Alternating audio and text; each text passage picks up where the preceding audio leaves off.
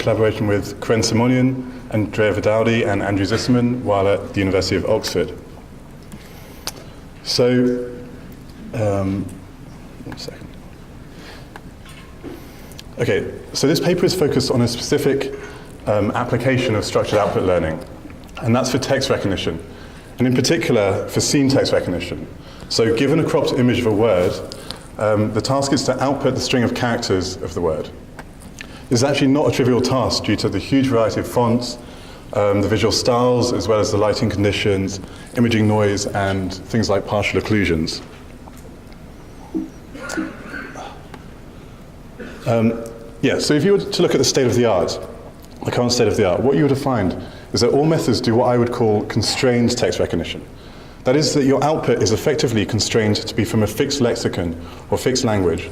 So for example, you choose one word out of a list of 90,000 possible words. These methods work exceptionally well when the word in your image is obviously in your dictionary. But these models break down, often catastrophically so, when the image contains, for example, a random string or a new, unseen, unmodeled word. And so this really leads us to the need for unconstrained text recognition. This is text recognition that can generalize to unseen words, i.e. perform zero-shot recognition. It's unconstrained because it's not constrained to predict strings that are in a particular language, particular fixed language or fixed dictionary. Unconstrained text recognition is harder than constrained recognition since you have effectively vastly increased the search space. So it's unconstrained text recognition that this work is focused on addressing. The talk is going to be in 3 parts. I'll start by reviewing 2 complementary models for text recognition. These are CNN models, which were originally published at the NIPS Deep Learning Workshop in December. I'll then show how we can combine these models in a joint formulation, and we can pose the problem as a structured output learning problem. We can use the structured output loss and can show that that can be backpropagated to jointly train the entire model. And then finally, I'll show the results of various experiments showing how the joint model gives superior performance to either constituent model individually. And also, that crucially, it generalizes to unseen inputs, to unseen words during training. And also, that when we constrain our model, we move back to the constrained recognition scenario, we actually recover close to state-of-the-art performance. So the first of our text recognition models is this character sequence model. This model takes an input image of the entire word and outputs each character of the word with a separate classifier for each character in the sequence. There are 23 independent classifiers, and so a model is able to recognize words up to 23 characters long. Each character classifier has 37 classes, that's 0 to 9, A to Z, and a null class. So to get the recognition result, you simply read off the predicted characters, ignoring the null class. So for this example, you feed the image euros in, it goes through your convolutional layers to your final fully connected layer. Then your first character classifier outputs an E, the second a U, R, O, S, and then the 6th character classifier outputs a null character, and so on, and the rest output null characters. The classifiers, 23 classifiers, are independent softmax classifiers which share a fully connected layer. Before that, the input image is fed through 5 convolutional layers with max pooling, 2 fully connected layers, all with rectified linear nonlinearities. Since this network expects a fixed size input, we actually just simply resample all input images to 32 by 100 pixels. And this obviously distorts the aspect ratio, so short words are stretched out and long words are compressed. But we found this to work better than some padding regimes. Now, crucially with this model, because each character in the sequence is independently modeled and trained, there is no real language model imposed. This makes this model perfectly suitable for unconstrained text recognition. Okay, so this is one way to represent words, to predict each character in the word directly. But I'll now talk about a different text recognition model. And this uses a completely different way to represent words. And this is that you can represent a string by the set of character engrams contained within it. So this is a bag of engrams representation. So for example, in this example, spires can be represented by this set of 1 grams, 2, 3, and 4 grams, and you could go to 5 grams and so on. So the bag of engrams model is a CNN which directly outputs the set of engrams that occur in the input image. The output of this CNN engram detection vector, with each element of the vector being the probability of a particular engram occurring somewhere in the input image. Now, obviously, it's unfeasible to model all possible engrams, since there's a combinatorially large number of possible engrams. So instead, we limit ourselves and select 10,000 engrams to model. This 10,000 set is selected to be the most commonly found 1 grams, 2, 3, and 4 grams in the English language. So a word is represented by the presence of 10,000 modeled engrams contained in the word. For English words, this 10,000 dimensional binary vector representation is almost always a unique representation, which is good.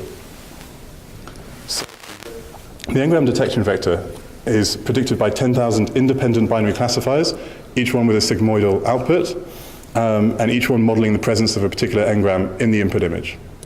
As with the character sequence model, the input image is of a whole word resampled to the same fixed size, which is fed through a 7-layer CNN with exactly the same architecture as described for the previous model.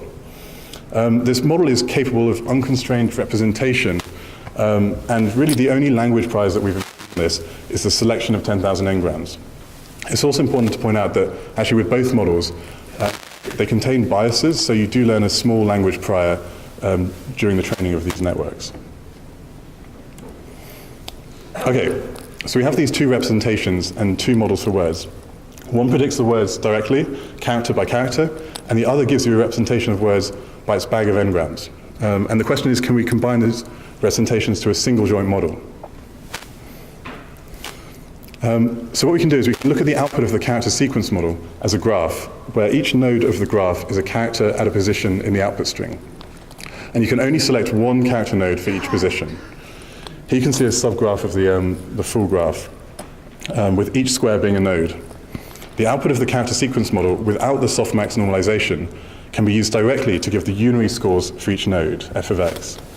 The predicted word is then given by a path through the graph from left to right, and the score of the word is given by summing up the unary scores. But then we can also incorporate the engram model by using the engram detection score the engram detection outputs as a score to define the edge scores for the graph. This is not just the pairwise scores, as visualized here, but also, since pairwise scores correspond to 2 grams, but also higher order terms, so up to 4th order edges. And so the word prediction is the maximum scoring word, with the word score consisting of the sum of unary and edge scores. This can be found approximately, but very efficiently, by using beam search with dynamic programming. And so this looks a lot like a structured output learning problem. And so we can train this model with a structured output loss. That is saying that we want the score of the ground truth word to be greater than or equal to the highest scoring incorrect word plus some margin. We can actually, we can do the normal thing and enforce this as a soft constraint, which leads to a hinge loss. And so here's a schematic for the whole joint model during training. The outputs of the character sequence model and the engram model are fed to a beam search layer, which picks the highest scoring path and therefore gives you the highest score possible from these outputs. The outputs are also fed to a path select layer, which gives you the score of the ground truth label, the ground truth word.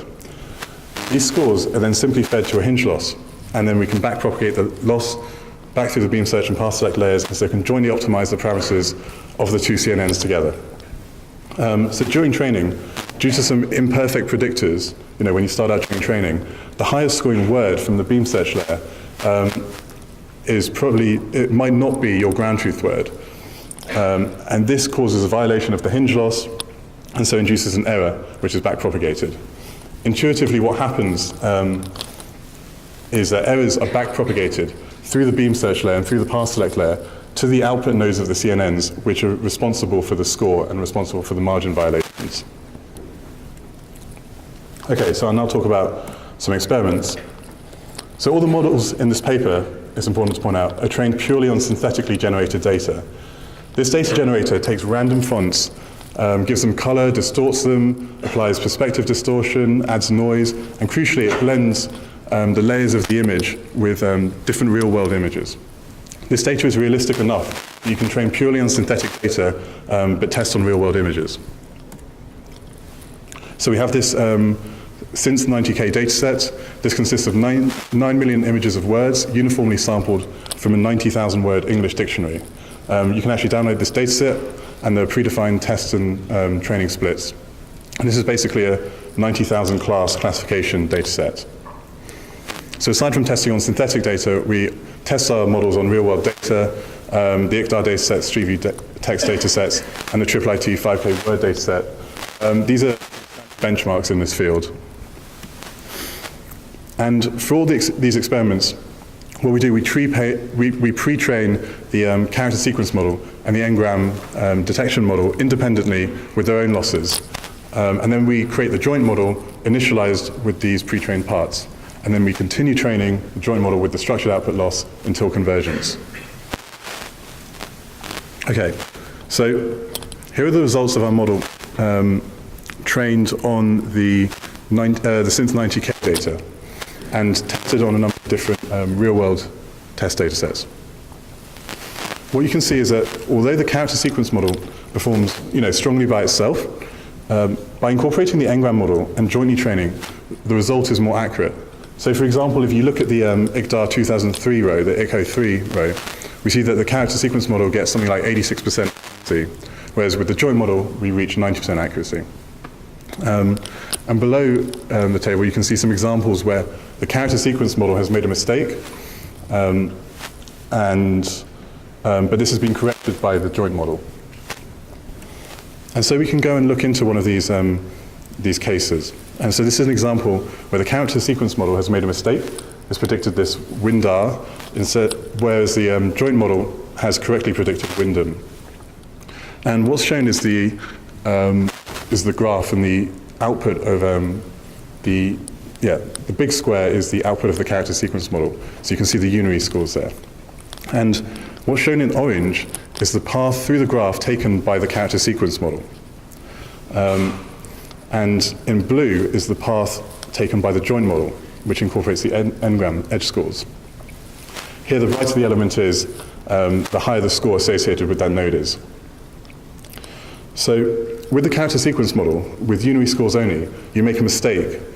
You predict this final A instead of an M, because the unary score for the final A at position 7 is just slightly higher than the M. But with the joint model, we have edge scores, which are visualized on the right. What you can see is that the edge corresponding to AA has a much lower score. It's darker compared to the edges corresponding to AM and HAM. This means that when you incorporate the edge scores in the joint model, the highest scoring path through the graph is the one which predicts the final M, and so correctly spells the word. Okay, so now we have some experiments showing the ability to generalize to unseen, unmodeled words to perform zero-shot recognition.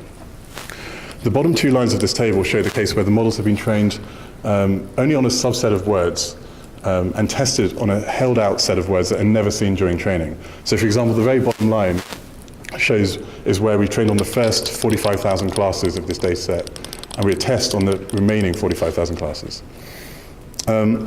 What you can see, comparing the very top line and the very bottom line, is that the character sequence model drops from 87% accuracy to 80% accuracy when you don't train on the same words that you test on. This means that there's some sort of overfitting happening in the character sequence model. It's remembering actually the words in the vocabulary, and it's not generalized too well. However, when we use the joint model, the addition of the Engram detector really helps the model to generalize to unseen words and increases the accuracy by as much as 9%. The reason the joint model works so well in this scenario is that the Engrams are shared between words. And so Engrams in the unseen words, of course, appear in the training data in other words. And finally, here are some results comparing to previous methods. All the previous work actually uses a language-constrained model. However, ours is unconstrained, so we just set a benchmark for unconstrained performance. While not achieving as good as constrained models, our joint model is still competitive, lagging by around 8%. But we don't use any language models. However, we can also test with a fixed lexicon. So this is when you have a short list of words, and you have to choose the correct words, which is constraining the output of your model to be from a fixed dictionary. So for the joint model, what we do, we take an image and then we run through the short list of words score each word and pick the word with the highest score. This is constrained recognition. Here we can see that our joint model performs very well, only being beaten slightly by our own word classification CNN from other work. Other than that, the joint model is more accurate than all previous methods, even though it's trained in an unconstrained scenario. So I guess the takeaway from these experiments is that we have a model capable of very accurate unconstrained recognition, but we can also constrain it, and it still competes with state-of-the-art. So it's really a jack-of-all-trades model.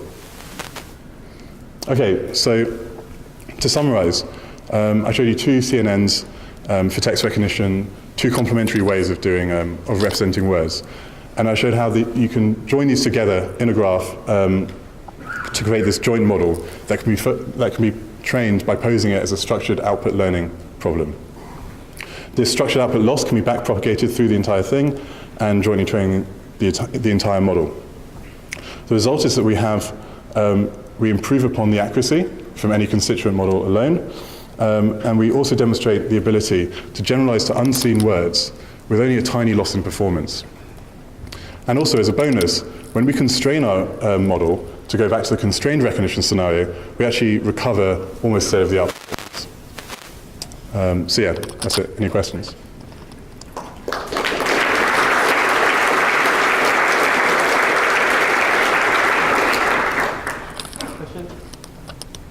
Thanks very much. It seems to me that pretty obvious that there are hidden variables in this problem. That you've got the whole word usually shares the same font, lighting, and tilt, and so on. And you expect a good solution to that problem to somehow exploit that. Do you think that is being exploited? How? I assume from these Engrams. Yeah, I mean, I think so. Sort of previous methods in text recognition would classically do character by character recognition with a sliding window or something like that. I think that's the strength of doing this sort of whole word text recognition, because you can really model the entire word together. So yeah, I think that is happening implicitly in the network somewhere. I have a question, actually I have two questions.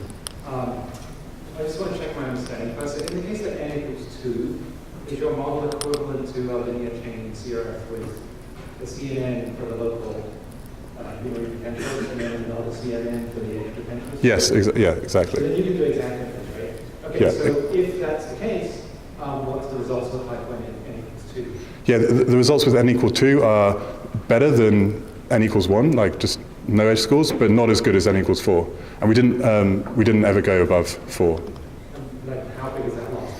Exactly, just kind of. So in I can't remember how big that difference is, but it was significant. It wasn't, it was a bit better than just unaries only, but it wasn't nearly as good as with 4 grams as well.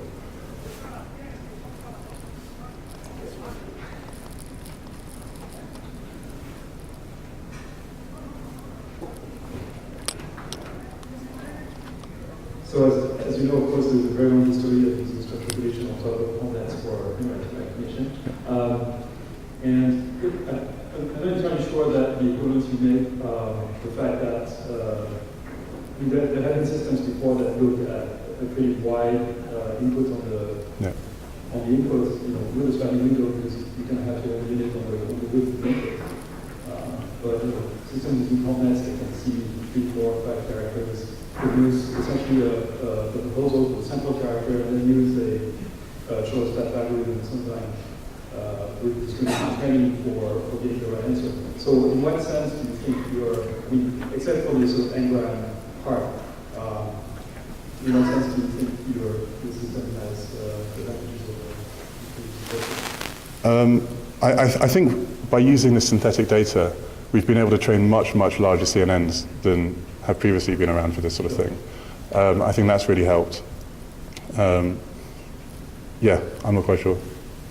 But not in the methods. Sorry? But then the advantage is not in the methods, it's in the data.